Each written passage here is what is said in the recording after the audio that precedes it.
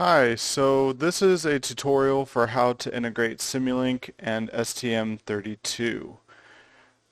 The first thing you'll need to do is in the GFR21 self-develop inverters file is a testing plan folder that holds a written version of this tutorial.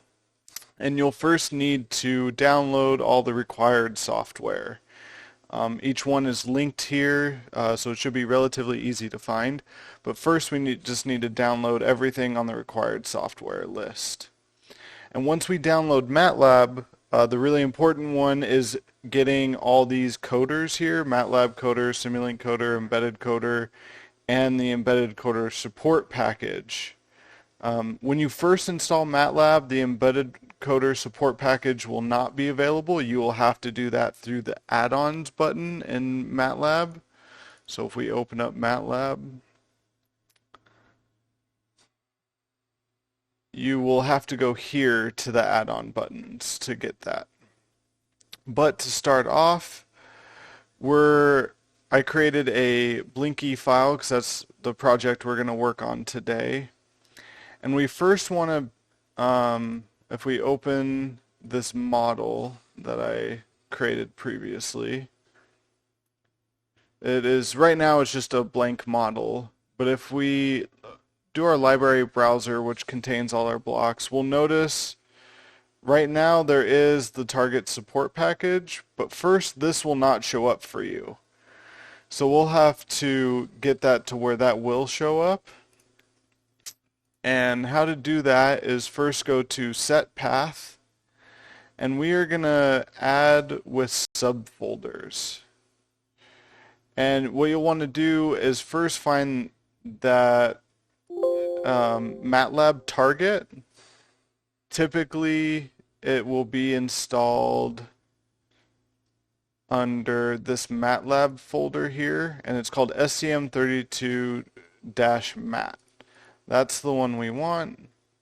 So we'll actually go back out and we'll just select the STM32-MAT folder, and it'll grab all the subfolders with it, and then we're going to save and close. And that will enable us when we open this project to get these blocks for Simulink, which will allow us to do our ADC, CAN, GPIO, and everything else that you can do on the STM32. So after we get that set up, we're now going to open our CubeMX.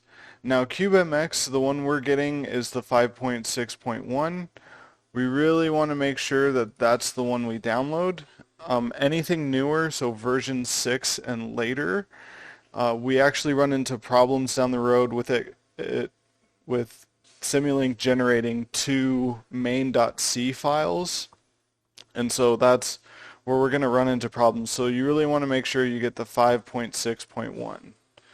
And the first thing you do starting a new project is we're going to access the Mcu Selector, and we're going to pick out the microcontroller that we're using for our specific project. And sometimes it'll have to download some files, as you can see that it's doing here. And these are just kind of update files. And the particular one that I'm using is the F407 VG. And so you're going to go ahead, select your MCU, and hit Start Project. Now the really great thing about CubeMX is it allows us to set all of our pins and actually do a lot of different things with our timers, our different connectivities and everything. So the first thing that you'll typically do, especially if you have an external crystal, is you'll want to set the RCC and do your high-speed clock as an external crystal. The current board that I'm using already has the crystal, so we don't have to do that. But it also allows you can set up all your analog stuff, all your timers, connectivity, and everything there. And then if you do the external clock, you can come over to clock configuration and set up your clocks however how you see fit. Do notice that if you are going to use DFU, which is device firmware upgrade, you will need to enable your USB OTG FS. And to do that, you will need an external crystal, an external clock to do that, just a heads up. So now I want to actually set some GPIOs for LEDs.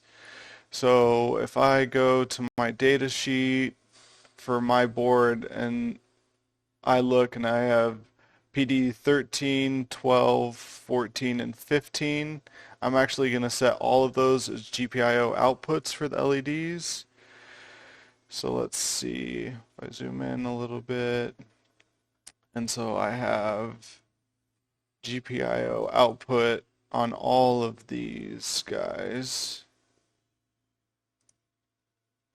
And then I also want to do a button press with a user button. And so back to my data sheet, I notice that my user button is going to be PA0. So if I go over here, I'm going to find PA0, there it is, and I'll do that as a GPIO input. Now the last thing we want to do before exiting our CubeMX Manager is we're going to set the project name. So we'll do LED Blinky, and we are actually just going to put that on the desktop. Open. And the other thing we want to do is you want to choose your tool chain. So for us, there's a bunch of different tool chains you can use, but we're going to use the STM32 Cube IDE. And then once you have that done, we're going to go ahead and save the project. Now sometimes depending on the chip that you're using, you may need to do a firmware package. We'll go ahead and hit yes. It'll download this firmware package for us.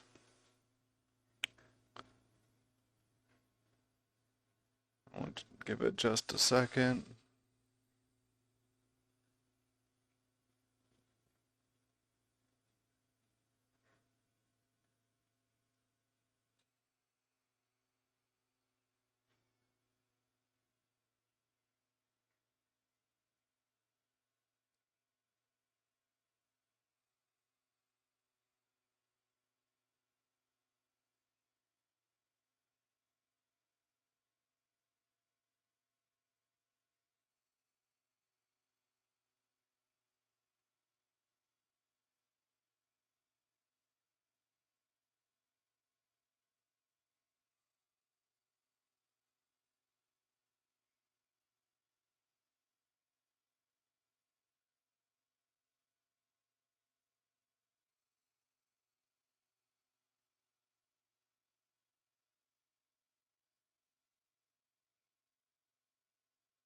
Okay, now that the firmware package is done downloading, we can actually go ahead and I'm just going to minimize it for now, and we'll go into our LED Blinky folder, and we'll notice now we have both our .ioc, which is our CubeMX file, and our .slx, which is our Simulink model. So we'll go ahead and reopen the Simulink model. And now we have the capability of using all of these. Remember, these are set when we do our mat target, when we set that path. So if these are not showing up for you, make sure you set that path. But the first thing is we're going to do our Mcu Config. So we're going to pull that guy in, and we'll select our .ioc file. And we'll start the configuration tool, and apply and OK. The other main thing we need to do is we need to set up our code generation. So this is how our code generation is actually going to work. So we'll go to the modeling tab and go to our model settings. And the CubeMX will pop up in the background as it's doing that config. We can go ahead and minimize that again. And so for our stop time, we're going to go infinite because this is just going to run indefinitely. And then we want a fixed step.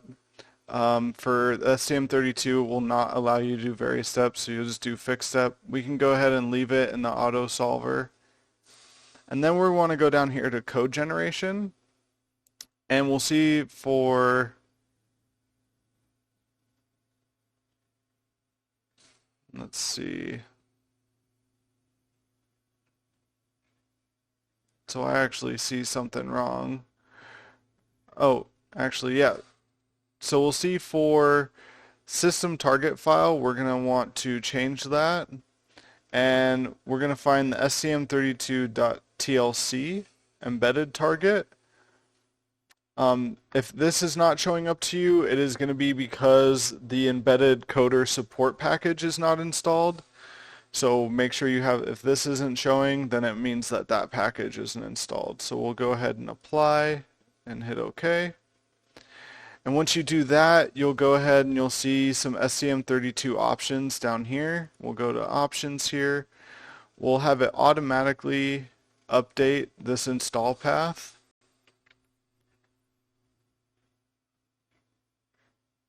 And once it does, we'll update the installed path. And it'll automatically do your CubeMX file here. And then once you have that installed, you're going to go ahead and do our relative addressing. So you can just do / and then the name of your IOC file. And so in this case, it's / blinky.ioc. We'll go ahead and do apply. And there's nothing you need to do down here in the projects file. This is the main thing you need to do there, so we'll hit OK. And now it'll read your CubeMX file and know what you have enacted. So if you have timers enacted or I2C enacted, it'll actually allow you to use the blocks here.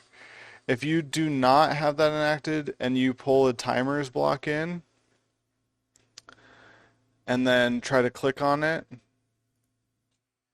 so it'll just have all the timers up here for you, but it actually won't be able to do anything for you. So we'll hit OK. We'll go ahead and delete that. And then we are going to get our GPIO blocks. And so we're going to get a read and a write block. If we click our read block, we notice in GPIO A, pin 0, so that's our PA0 pin for our push button, and so we're going to enable that and hit apply. And then for our write, GPIO D, that's our PD 12, 13, 14, 15, those are our LEDs, so we'll enable all of those and hit apply. And now we actually want to do a state machine, or a state chart. So we'll search chart here, and it's going to be a state flow chart.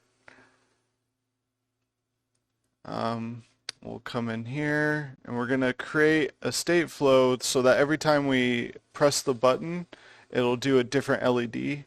So let's see what color LEDs we have. So we have orange, green, red, blue. So green is 12, so I'm going to start with that one. So we'll go green, LED, and we'll make this guy a little bit bigger.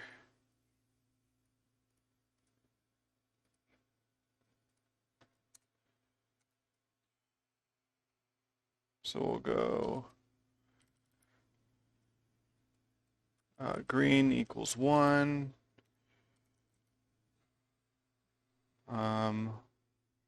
Orange equals 0. is it red equals 0 and blue equals 0. So then this way, when our green LED is on, all the others are off. And then you can right click and drag to create a new one.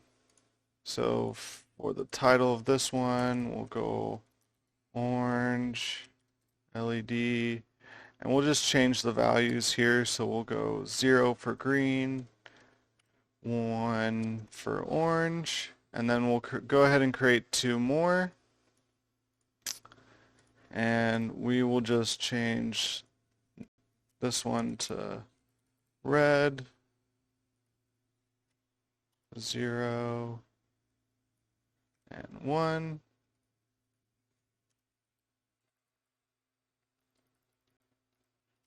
Last one will be blue,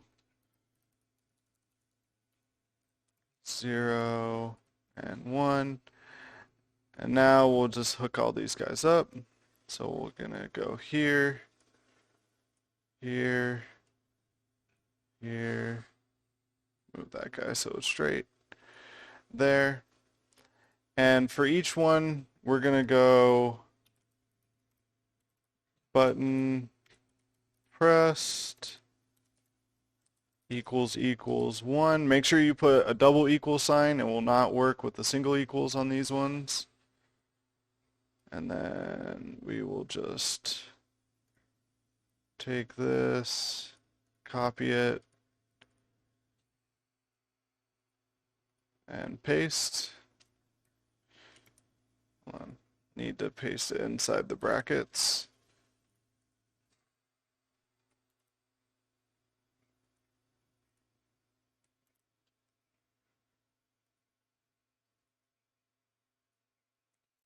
So then each time the button is pressed, it'll cycle to a new state.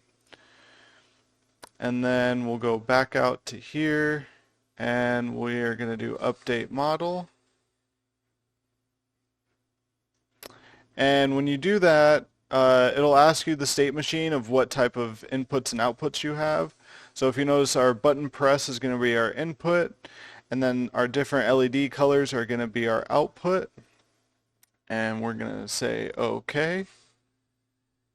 It'll go back out, and now we'll have input and output. So we're going to connect our pin 0, and then our green one to pin 12, pin 13, pin 14. So we'll go back next to that, and pin 15. Like that, so they line up. And then actually we want to detect button press on a rise, so we can actually do a detect rise block and put that guy right in there. So then each time the button is pressed, it detects it on the rise, it'll change states. Otherwise, you'd have to hold the button down, and every time you let go of the button, it would also change the state. So we're just going to put a detect rise in there. We're going to update the model. And it says we have one warning about sample times, but I think that's okay. We can go ahead and ignore that guy. And then what you're going to want to do is once you have this all ready, so whatever you're going to do in this case, where it's just LED project.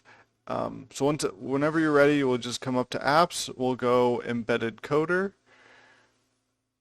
And you're going to hit build. A shortcut to this is you can also do Control B, but that's the way to do it through the apps. And then it'll start building and generating our code. And so this takes a second because it'll start reading our CubeMX file. And actually, if we pull up our file here, you'll be able to watch all the code be generated here.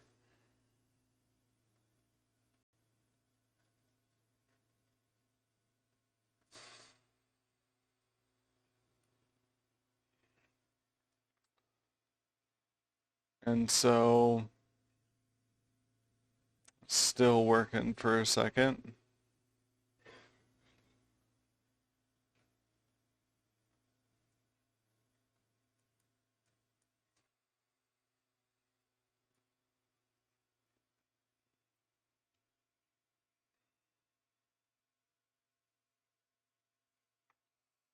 Now you'll see all our files are generated, and here we have our ledblinky.c file, and there we go. There's that code.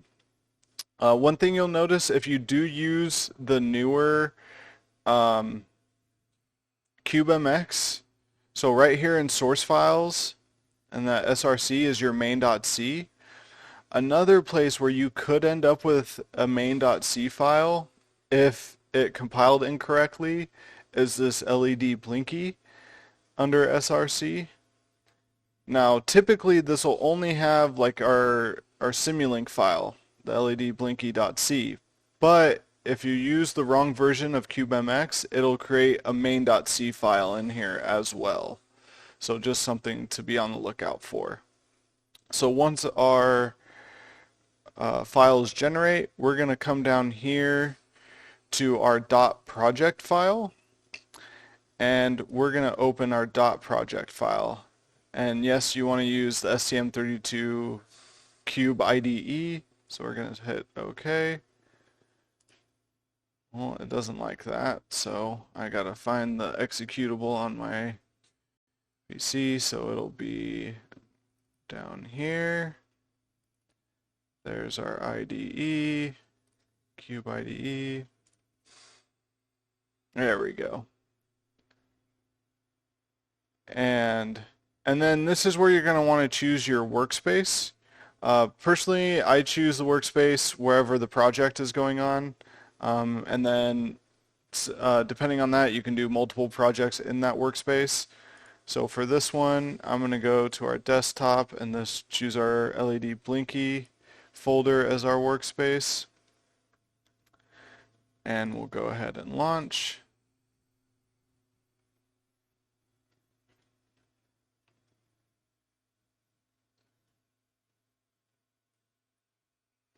And I'm going to exit the information center. Now it doesn't say that we had a project here. Oh, let's say allow access. Yes.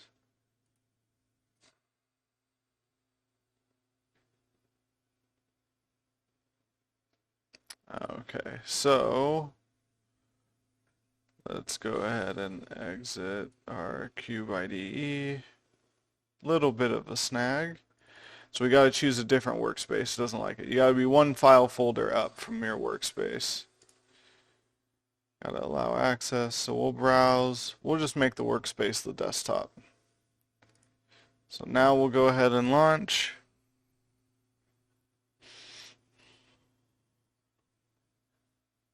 And we'll close the information center. And this is what we're looking for.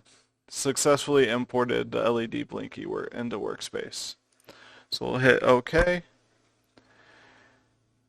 And then now what we're going to want to do is highlight our project and go build.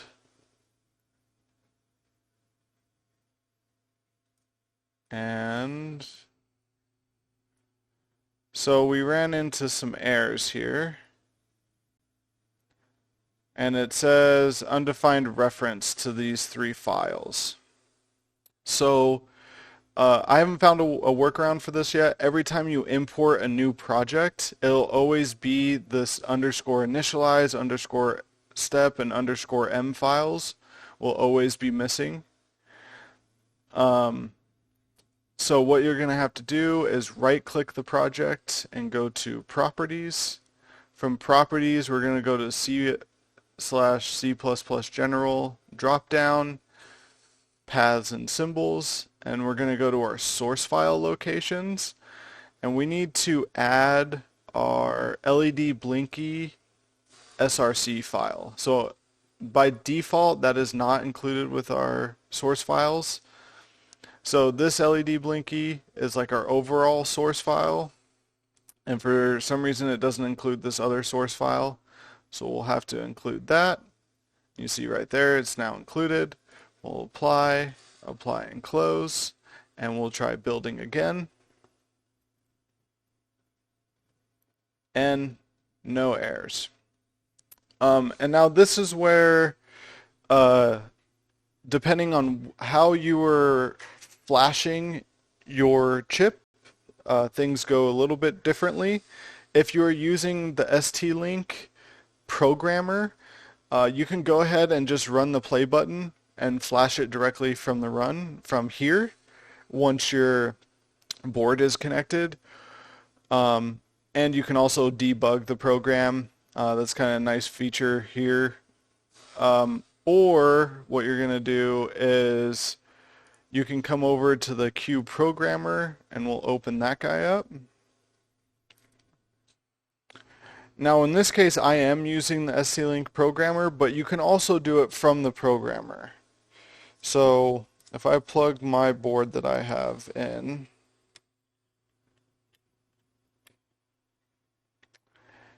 and we notice, so it recognized the board. And what you can do here, if you are using DFU, device firmware upgrade, you can go to USB and hit refresh, and then you'll have something here and do connect. For us, I'm going to go to ST-Link. So right now it says no ST-Link detected. We'll refresh that. Now we can see it, and we'll hit connect, and then it'll display our memory here for us and what's actually contained in all of our memory, which is really nice. And what we're going to do is we're going to come over to the second button down, which is our erasing and programming, and we're going to download a file. So we're going to browse here. We'll just go up to the desktop, LED blinky.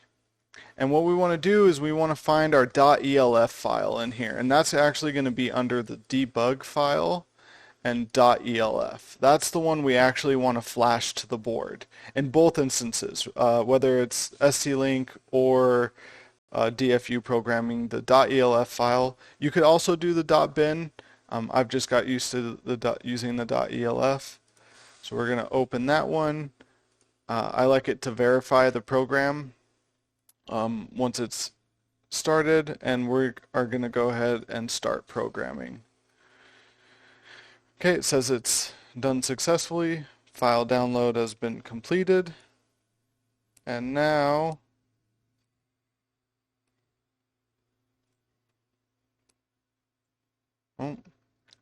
unplugged. And now our program is uploaded, and I can switch my LEDs. Unfortunately, I don't have any video of that from here, but it is working. And that is how we integrate our STM32 IDE. If you have any questions, again, please refer back to the written version of this and the FAQ section. This will become expanded as more questions arise. So if you have any questions, just let me know and we can go ahead and add it to our FAQs. Thank you so much.